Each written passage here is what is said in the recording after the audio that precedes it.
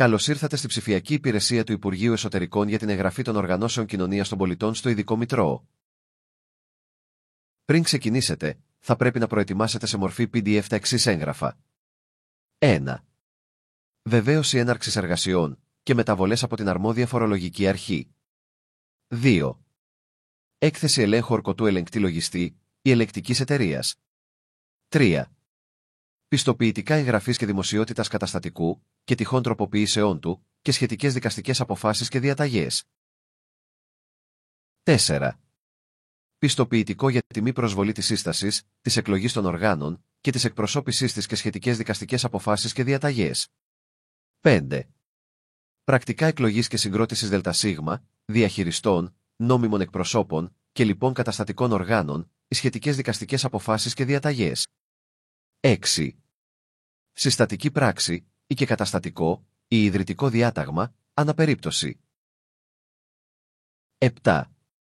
Υπεύθυνη δήλωση του νόμιμου εκπροσώπου ότι η ΟΚΙΠ πληρεί τα ουσιαστικά κριτήρια εγγραφής της στο ειδικό μητρό ΟΚΙΠ, καθώς και την προϋπόθεση ανεξαρτησίας του νόμου 4873-2021, την οποία θα βρείτε στα εγχειρίδια θεσμικό πλαίσιο, εγχειρίδια χρήσης και την επιλογή υποδείγματα υπεύθυνων δηλώσεων. 8. Χρηματοοικονομικές καταστάσεις των 2 τελευταίων ετών. 9. Να έχετε εκδώσει με τον αφημί του φορέα σας το παράβολο 4743.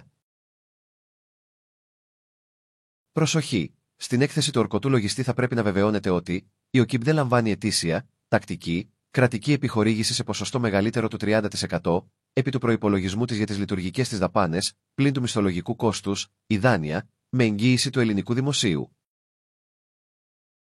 Μπαίνετε στον ιστότοπο okip.gov.gr και επιλέγετε είσοδος ΟΚΙΠ και κοινοφελών φορέων στις βάσεις δεδομένων του Υπουργείου Εσωτερικών μέσω gov.gr και πατάτε «Συνδεθείτε στην εφαρμογή». Η είσοδος στην εφαρμογή γίνεται με τους κωδικούς τάξης NET του φορέα σας. Για την εγγραφή σας στο ειδικό μητρό, επιλέγετε το ειδικό μητρό και μετά «Αίτηση εγγραφής». Στο κέντρο της οθόνης επιλέγετε το «Προσθήκη εγγραφής». Ορισμένα πεδία είναι προσυμπληρωμένα, όπως ο αφημί και η επωνυμία. Αρχικά, επιλέγετε την κατηγορία της οργάνωσής σας και συμπληρώνετε την ημερομηνία σύστασης. Μετέπειτα, συμπληρώνετε τα στοιχεία διεύθυνσης και επικοινωνίας.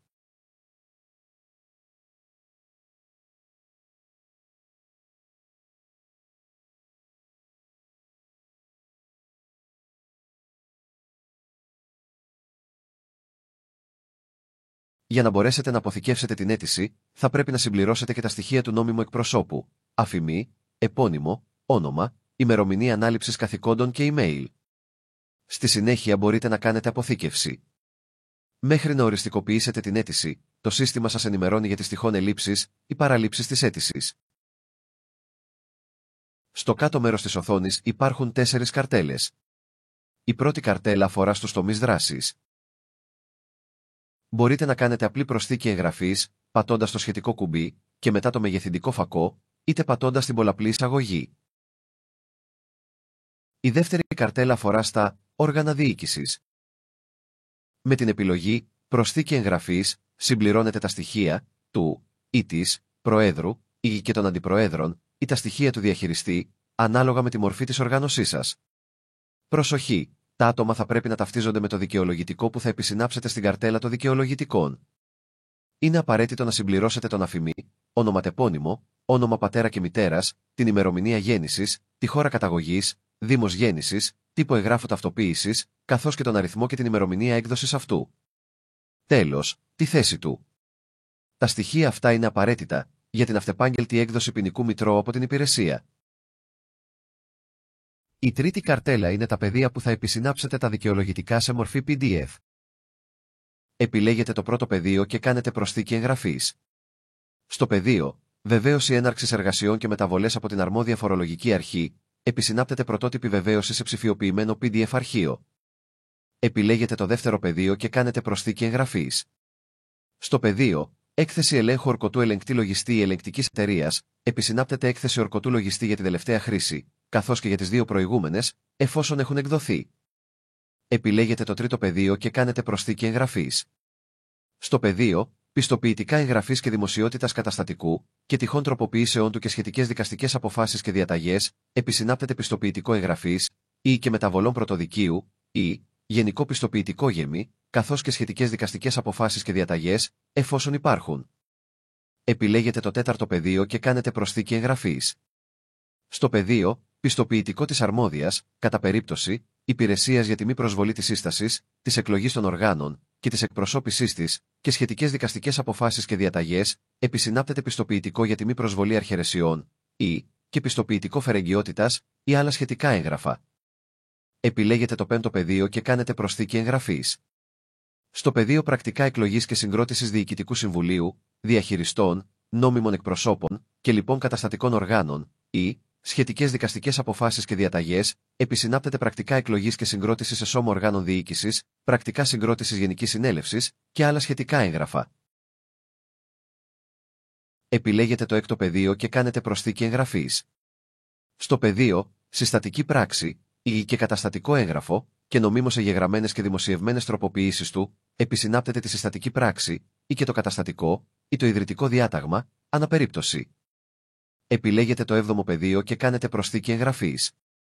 Στο πεδίο υπεύθυνη δήλωση, επισυνάπτεται υπεύθυνη δήλωση από τον νόμιμο εκπρόσωπο ότι ο ΚΙΠ πληρεί τα ουσιαστικά κριτήρια εγγραφής της στο ειδικό μητρό, καθώς και την προϋπόθεση ανεξαρτησίας του νόμου 4873-2021.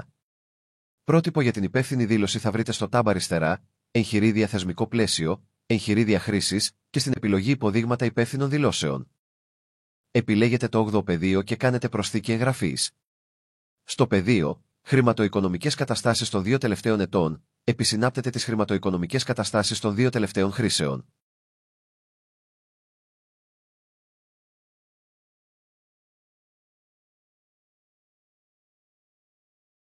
Η τέταρτη καρτέλα αφορά στους σκοπούς και τις δράσεις της οργάνωσης. Στο πεδίο αυτό κάνετε μια συνοπτική περιγραφή των σκοπών και των δράσεων της οργάνωσής σας. Τέλος, πατάτε αποθήκευση για να βεβαιωθείτε ότι δεν υπάρχουν ελλείψεις ή παραλήψεις. Αν δεν βγάλει κάποιο μήνυμα το σύστημα, μπορείτε να οριστικοποιήσετε την αίτησή σας. Αφού πατήσετε την οριστικοποίηση, βγαίνει ένα αυτοματοποιημένο μήνυμα επιβεβαίωσης ότι, με ατομική σας ευθύνη και γνωρίζοντας τις κυρώσεις του νόμου, δηλώνετε ότι τα στοιχεία και τα έγγραφα που αναρτήσατε στην αίτηση είναι αληθή, ορθά και επίκαιρα. Σε περίπτωση μεταβολής των ανωτέρων στοιχείων, καθώς και σε περίπτωση αμετάκλητης καταδίκης μέλους των οργάνων διοίκησης για τα εγκλήματα της παραγράφου 2, του άρθρου 8 του 4873-2021, υποχρεούστε να ενημερώσετε την καταχώρησή σας στο ειδικό μητρό ΚΙΠ. Τέλος, σημειώνετε ότι μέσω διαλειτουργικότητας με τις αρμόδιες υπηρεσίες με το που πατάτε οριστικοποίηση, ενημερώνεται αυτόματα το ηλεκτρονικό παράβολο, η φορολογική και ασφαλιστική ενημερότητα. Συνενώντας, η οριστικοποίηση της αίτησης έχει ολοκληρωθεί με επιτυχία και αναμένεται τα αποτελέσματα του διοικητικού ελέγχου από τη Διεύθυνση Οργανώσεων Κοινωνίας των Πολιτών και Κοινοφελών Φορέων του Υπουργείου Εσωτερικών. Ευχαριστούμε πολύ.